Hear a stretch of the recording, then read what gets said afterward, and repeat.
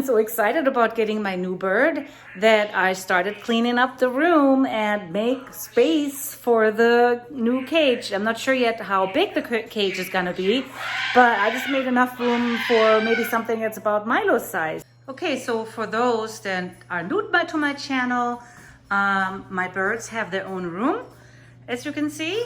Normally most of the day they reside on their trees or in his stand and or on me. But if I'm not home or if I'm doing something, I clean the house or something, they have their own bird room, as you know. So this is what I did. I put Milo on this side and Olivia right next to him. So I have all this space for CIRO's cage. If the cage is gonna be the same as Milo's, which is huge, then we're gonna be able to put him here in this whole other side of the room.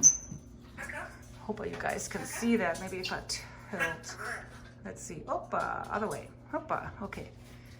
So this room, this is gonna be mostly gonna be all for CIRO. So that is gonna be sufficient. And Olivia is still has her spot by the window. And Milo has his spot. Big spot still. Okay. He's out most of the time anyway. He's climbing on his ropes and stuff. So, yep. What do you guys think? Is this gonna be good? I think so. This looks much smaller. Look, I mean, you can see the seat. Look up, this is one of those giant moon chairs. And I mean, I still have room in this. I still have enough room in this room. So, yep, I'm so excited. All right, follow me along. Tomorrow I'm gonna go see Milo. Tomorrow I'm gonna go see CIRO, and I'm gonna film it for you too. Take a clip of him too, so you guys can get to know him.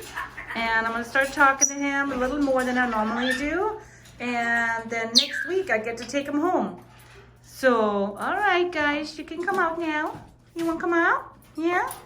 Come to house. Come to house. There you go. Yeah, step up. Come raus. Come on. Immediately he's out. Okay, guys.